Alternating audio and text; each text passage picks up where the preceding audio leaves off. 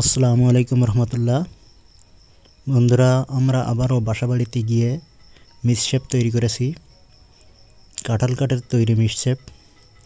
এই মিসশেপে 4 রকমের কাঠ ব্যবহার করা হয়েছে: কাঁঠাল কাঠ, মেহগনি কাঠ, জাম কাঠ এবং আম কাঠ।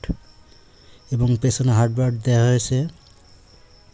হার্ডবোর্ড দেওয়ার পরে গালাপালি রং করা হয়েছে এবং আরএফএলের নেট দেওয়া হয়েছে।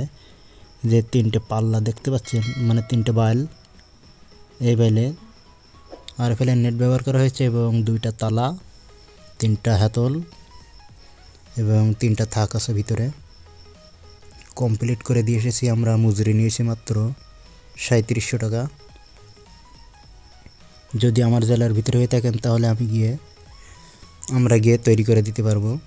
আর যদি এই সাতক্ষীরা জেলার বাইরে হয় তাহলে আমরা পারবো না। পেছনে দেখেন আমরা কাঠ মেরেছি বোর্ডের উপর দিয়ে। 1 নম্বর পাকিস্তানি বোর্ড। বোর্ডের গায়ে থাইল্যান্ড লেখা থাকে এবং এই যে পেছনে ওয়াশার দিয়ে 3 জাব ব্রেক মেরে দিয়েছি যাতে জাবদার একটু বেশি হয়। আর এই কাঠ মারার কারণে এই যে কাঠ বিট মেরেছি, উপর তলায় নিচের তলায় তুলতে হলে খুব সুবিধা হবে কাঠের কারণে। তো বন্ধুরা, আমাদের ভিডিও এই পর্যন্ত। ভালো লাগলে চ্যানেলটি সাবস্ক্রাইব করবেন। আসসালামু আলাইকুম।